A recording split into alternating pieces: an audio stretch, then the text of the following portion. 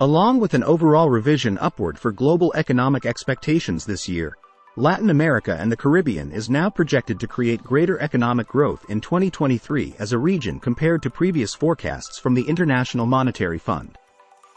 IMF estimates the region's gross domestic product, GDP, to grow by 1.9% in 2023, an increase of 0.3 percentage points from the 1.6% projection in the April edition of the report.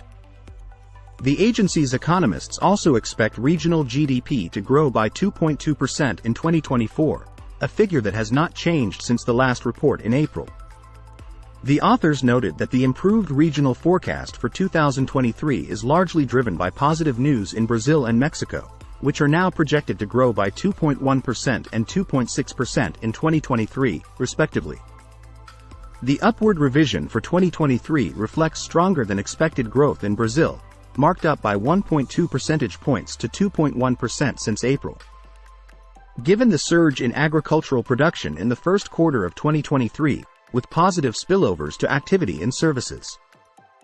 It also reflects stronger growth in Mexico, revised upward by 0.8 percentage point to 2.6%, with a delayed post-pandemic recovery in services taking hold and spillovers from resilient U.S. demand. Today's positive news is not exclusive to Latin America. The IMF now expects global growth to finish at 3.0% in 2024, and it credits a range of factors for the improved outlook. This will moderate to just 1% in 2024, however, highlighting the ongoing challenges facing all nations. Despite the overall upward revision for global expectations, the IMF was quick to note that even the revised world growth figures are below the 2022 rate of 3.5% growth and still represent lackluster performance in a general sense.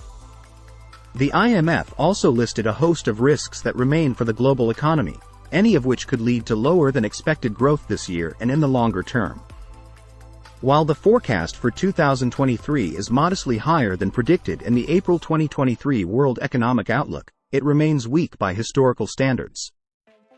The rise in central bank policy rates to fight inflation continues to weigh on economic activity, and in most economies, the priority remains achieving sustained disinflation while ensuring financial stability.